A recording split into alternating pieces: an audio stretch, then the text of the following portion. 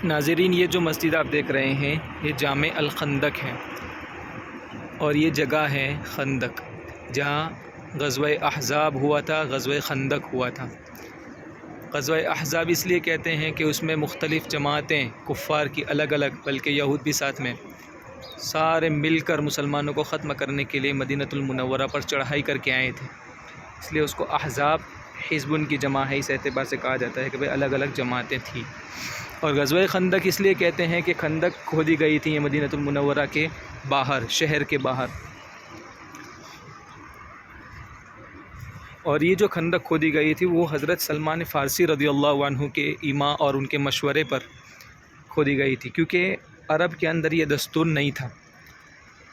بلکہ سب سے پہلے مسلمانوں نے یہ کام عرب کے اندر کیا کہ شہر کے باہر خندق کھودی گئیں، شہر کی اور شہر والوں کی حفاظت کے لیے۔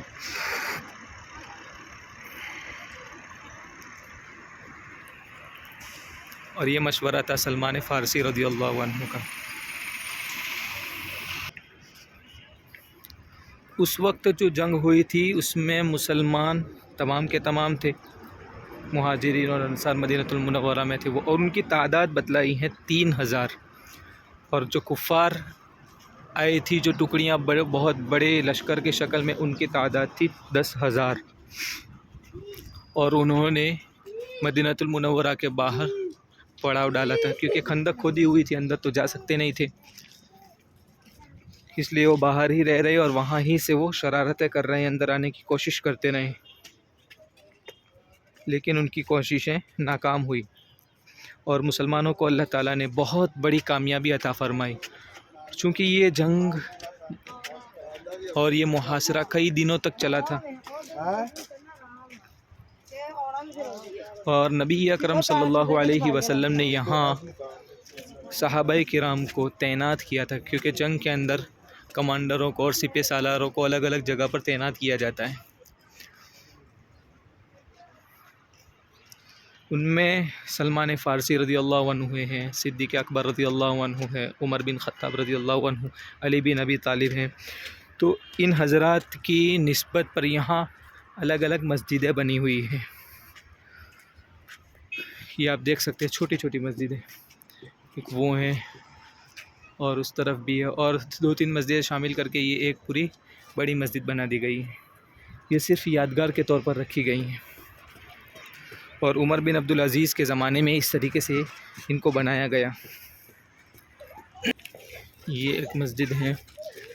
جہاں مستقل طور پر باقاعدہ نمازیں نہیں ہوتی ہے، عبادت گاہ ہے،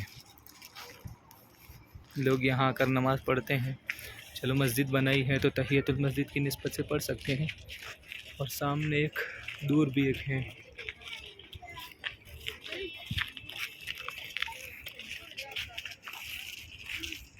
یہاں جنگ کے لیے جو قبیلے آئے تھے، جو لشکر آئے تھے، ان کی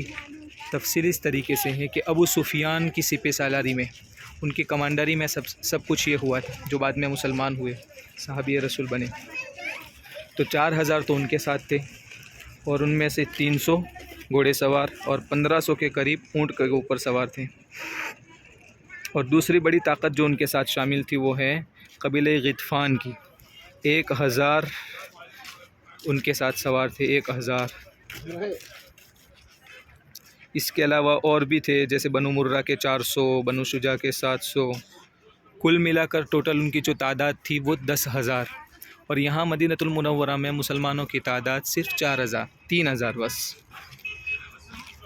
اور اسی کے ساتھ ساتھ مدینہ میں رہنے والے جو منافقین تھے، پھر یہود تھے، ان کی ریشہ دوانیاں، ان کی سازشیں بھی شامل تھیں۔ یہ وہی جگہ ہے جہاں نبی اکرم صلی اللہ علیہ وسلم خندق کھودنے میں خود شامل رہے، خود حضور پاک صلی اللہ علیہ وسلم نے بنفس نفیس اس میں شرکت کی، بلکہ ایک دفعہ ایسا ہوا کہ صحابہ کیونکہ اسی کام کے اندر مشغول تھے، اور وہاں سے لشکر آ چکا تھا، سب بہت جلد کرنا تھا نا، اس لیے صحابہ اسی کے اندر مشغول تھے، اور بھوک کا یہ عالم تھا کہ حضرات اصحابہ کرام رضی اللہ عنہم اجمعین نے اپنے پیٹ پر پتھر باندھے تھے،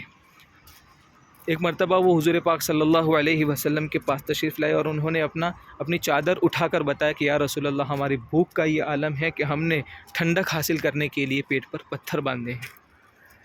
تو نبی اکرم صلی اللہ علیہ وسلم نے، ظاہر سی بات ہے کہ اتنا کچھ تھا تو نہیں کہ کھانا کھلا سکیں، نبی اکرم صلی اللہ علیہ وسلم نے اپنی چادر ہٹائیں اور چادر ہٹا کر صحابہ کو بتایا کہ دیکھو میرے صحابہ، تمہارے پیٹ پر ایک پتھر ہے لیکن آپ کے نبی کے پیٹ پر دو پتھر بندھے ہوئے ہیں۔ یہ تھی بھوک کی حالت ہمارے نبی حضرت نبی کریم صلی اللہ علیہ وسلم کی، جان کی بازی لگی ہوئی تھی۔ اور اس میں ایک واقعہ یہ بھی پیش آیا کہ خندق کھودتے وقت ایک چٹان ایسی آ گئی جو ٹوٹتی نہیں تھی،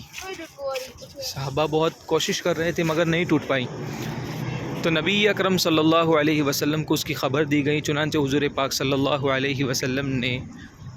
اپنے ہاتھ سے اس کو توڑ دیا، اور حضور پاک صلی اللہ علیہ وسلم کی یہاں کرامت اس طریقے سے ظاہر ہوئی، معجزہ ظاہر ہوا کہ وہ چٹان حضور کے ایک مار سے ٹوٹ گئی۔